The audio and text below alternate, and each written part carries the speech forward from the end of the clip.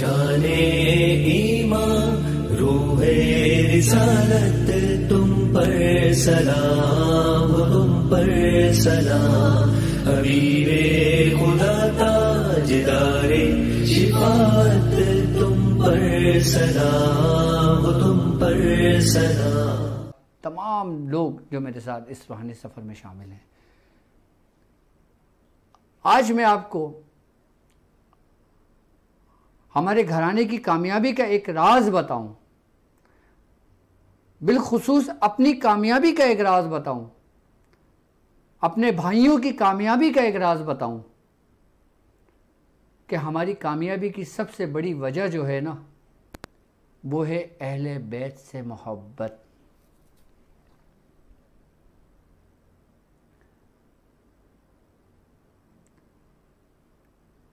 ये एक राज की बात जो आप तक मैंने की है, वो है नबी से मोहब्बत, वो है उसके घराने से मोहब्बत कि जिस उम्मत पर अहले बैत के हुकूक हैं। हमारी कामयाबी इस बात पर है कि हम अहले बैत की अकीदत करते हैं, इज्जत करते हैं, एहतराम करते हैं। हमारी कामयाबी, और यहाँ तक कि हमारे सिलसिले में, हमारे घराने में हमारे मियाँ हुजूर खुद फरमाते हैं कि मुझे जो कुछ भी अता हुआ वो अहले बैत के घराने से अता हुआ। मियाँ हुजूर के जो पहले पीर व मुर्शिद थे हज़रत ख्वाजा मंजूर हुसैन शाह साहब, उनका ताल्लुक अहले बैत से ही था, अहले बैत से ही है। हज़रत सैयदना ख्वाजा मंजूर हुसैन शाह साहब रहमतुल्लाह अलैह, और मियाँ हुजूर खुद फरमाते हैं कि मुझे जो कुछ भी अता हुआ वो अहले बैत के घराने से अता हुआ, यानी ख्वाजा उस्मान अली शाह साहब रहमतुल्लाह अलैह से। हज़रत सैयदना ख्वाजा उस्मान रहमतुल्लाह अलैह, आप हसनी हुसैनी सादात घराने से हैं।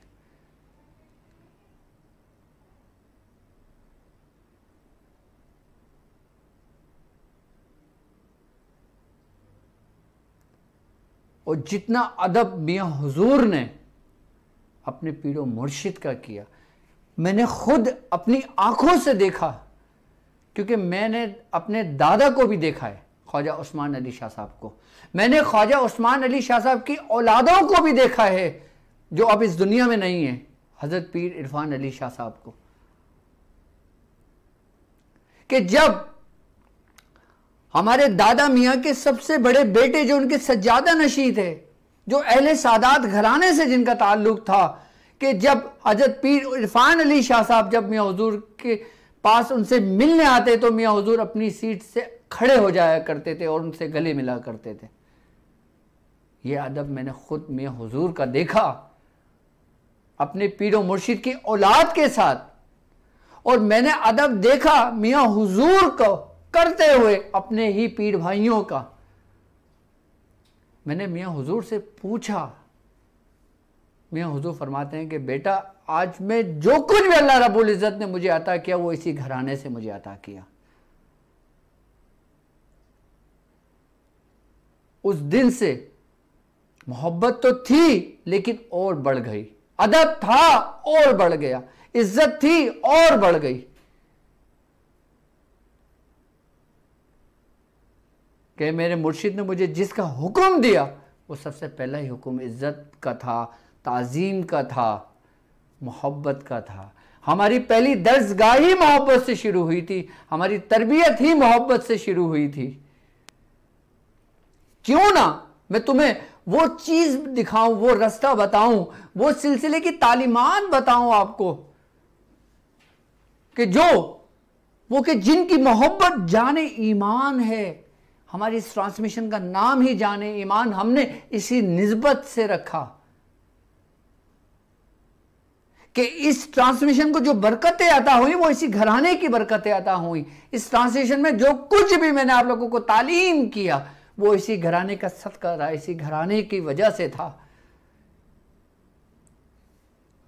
क्यों ना मैं अपनी कामयाबियों का राज आपसे शेयर करूं। जिंदगी के हर मामलात में, चाहे वो दुनियावी हो, चाहे वो आखिरत के हों, चाहे वो रूहानियत के हों, चाहे वो सलासिल के हों, चाहे वो खानवादे के हों, चाहे वो मेरे दवाखाने के हों, चाहे वो मेरे क्लिनिक के हों, चाहे वो मेरे रूहानी सेंटर के हों,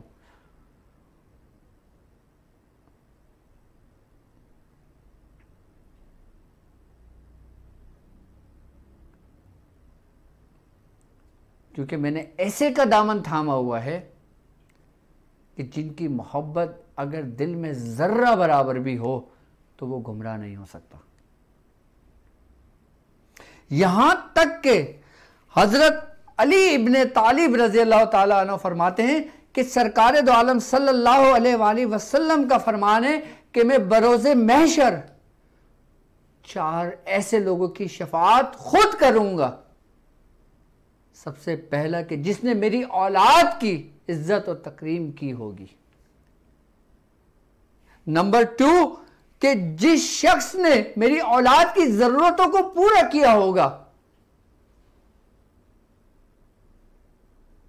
मैं उसकी शफाअत खुद करूंगा।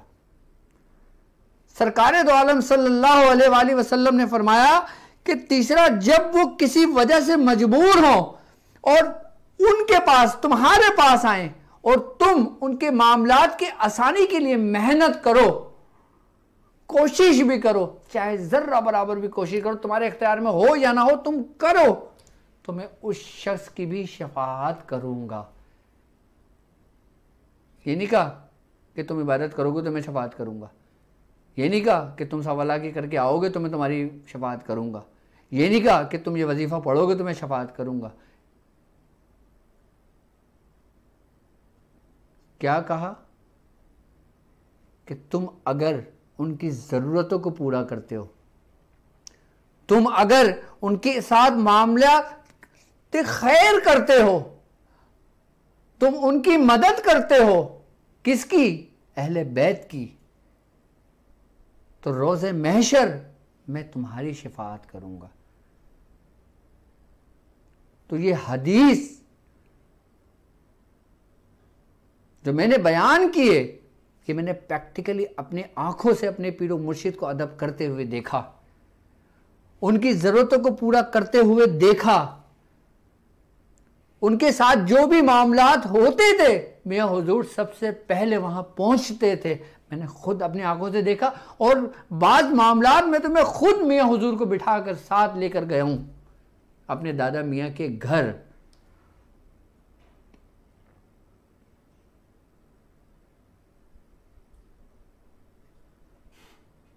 ये थी मियां हुजूर की अहले बैत, यानी अपने पीरो मुर्शिद से मोहब्बत। और जिस शख्स ने अहले बैत में से किसी शख्स से भी नफरत या दुश्मनी रखी, उसने अल्लाह की दुश्मनी मोड़ ली। वल्लाह, उसने अल्लाह से दुश्मनी मोड़ ली। जिसने किसी अहले बैत में से किसी को रुसवा किया, चाहे वो जर्रा बराबर भी किया, उसके दिल आजारी भी हो, वल्लाह उसने रब को नाराज किया।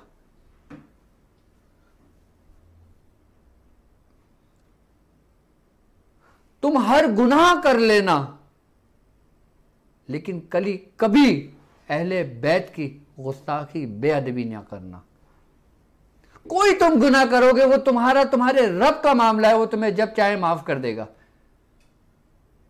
लेकिन जब तुम किसी अहले बैत के साथ कोई गुस्ताखी कर बैठते हो, कोई धोखा कर बैठते हो, कोई फरेब कर बैठते हो, कोई दिल दुखा बैठते हो, दिल आजारी कर बैठते हो, यकीन जानो तुम कहीं के भी नहीं हो, चाहे तुम कितने बुलंद मकाम पर ही क्यों ना हो।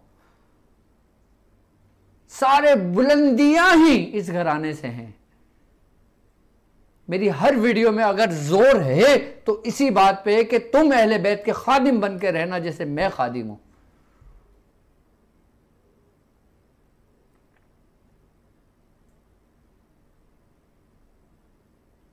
जर्रा बराबर भी, यहां तक के मैं आपको बताऊं कि अगर मेरे पास कोई ऐसा मरीज भी आ जाता है मेरे दवाखाने पर कि जो सिर्फ मुझसे ये कह देता है कि मैं सादात घराने से हूं, तो मैं अपने जो मेरे रिसेशन पे होते हैं मैं उनसे कहता हूं उनसे किसी चीज का कोई चार्ज ना करना।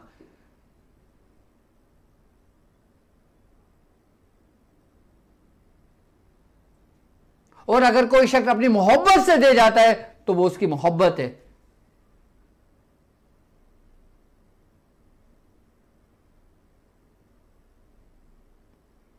अगर कोई शख्स दवा लेने आता है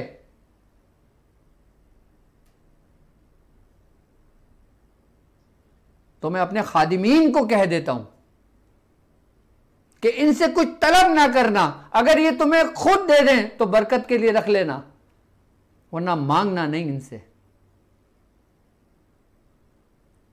क्योंकि इसी घराने का तो सब सदका है। क्योंकि ये वो घराना है जो पूरी कायनात में सबसे अफजल घराना है। अगर ये घराना ना होता तो कुछ भी ना होता। यहां तक कि हजरत उस्मान बिन अफ़्फ़ान रज़ी अल्लाह ताला अन्हु फरमाते हैं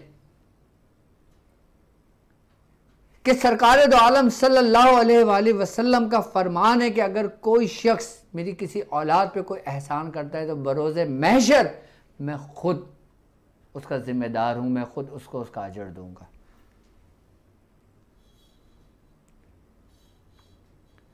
अल्लाह रब्बुल इज़्ज़त कहता है ना कि हल जज़ाउल एहसान इल्ला एहसान, के हर एहसान का बदला एहसान ही है। वो तो मिलना ही मिलना है, लेकिन हमारे आका फरमा रहे हैं, हबीब खुदा फरमा रहे हैं, ताजदार शफाअत फरमा रहे हैं कि इसका मामला मेरे साथ है।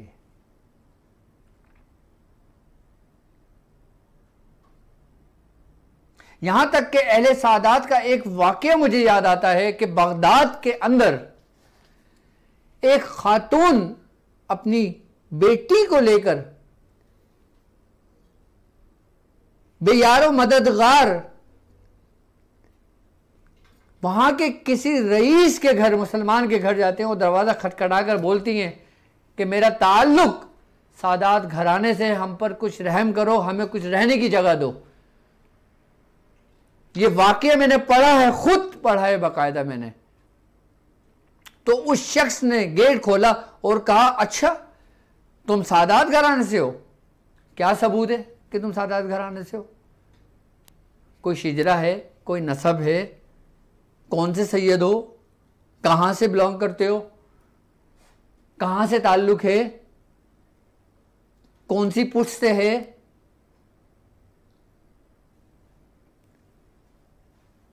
तो जो अहले सादात घराने की जो लेडीज थी, जो औरत थी, वो मायूस होकर उस घर से निकल गई। और उसके बराबर में एक दूसरे रईस का घर था, उन्होंने उस दर पे दस्तक दी। वो यहूदी का था या कोई ईसाई था। उसने कहा, हाँ माई क्या हुआ? उसने कहा, मैं सादात घराने से हूँ, मुझे रहने के लिए, रात बसर करने के लिए जगह चाहिए और भूख के लिए कुछ खाना चाहिए। तो उस यहूदी ने कहा, तुम उस नबी के घराने से, आओ अंदर आओ, अंदर आओ। उसने अदब के साथ उन औरत को अंदर लेकर गया, बड़े इज्जत के साथ उसने उनको बुलंद अच्छी जगह पर बिठाला और उनको अच्छे अच्छे खाने उनको पेश किए और रहने के लिए अच्छा बिस्तर उनको पेश किया।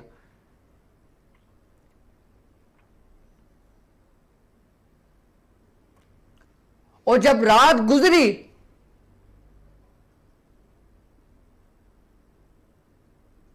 तो अल्लाह रब्बुल इज्जत ने उस यहूदी को ऐसी हिदायत नसीब करी, सिर्फ इस फेल करने से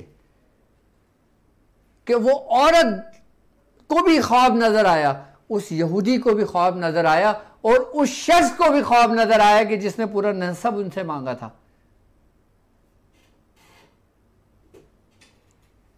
ख्वाब ये था कि तमाम लोग दर्ज जो एक बहुत बड़ा खूबसूरत सा बाग है और महल बना हुआ है और तमाम लोग उस लाइन में लग के जा रहे हैं और वो शख्स उस यहूदी को भी देखता है जो उसका पड़ोसी होता है और वो शख्स भी लाइन में लगा होता है। जब वो यहूदी का नंबर आता है तो यहूदी वो शख्स देखता है, उसको बोलता है आप अंदर आ जाएं, उसको अंदर जाने का हुक्म देता है। और फिर वो शख्स अंदर जाना है तो उसको फरिश्ते रोक देते हैं। फरिश्ते कहते हैं कि तुम अपना नसब दिखाओ, तुम कौन हो, कहता है मैं मुसलमान हूं। अच्छा, कौन से मुसलमान हो? तुमने क्या क्या करा है? क्या नहीं करा? कहां से मुसलमान हो? फरमाया जाओ, तुम्हारी जगह यहां पे नहीं है।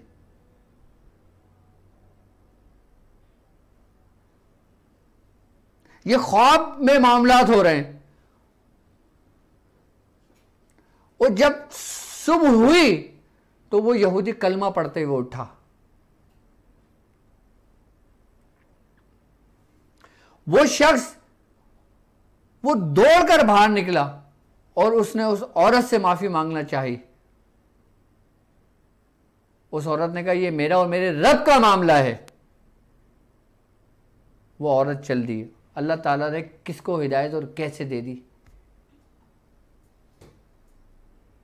सिर्फ और सिर्फ किस बात पे?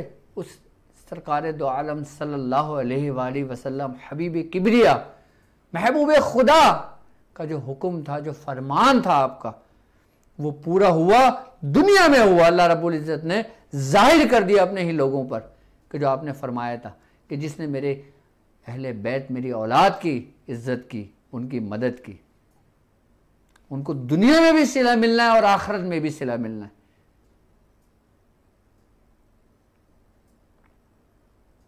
सब कुछ कर लेना, लेकिन ये गुस्ताखी हरगिज ना करना।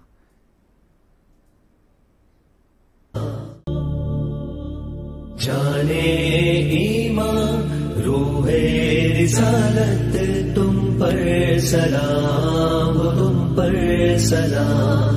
हबीबे खुदा ताजदारे शिफात तुम पर सलाम, तुम पर सलाम।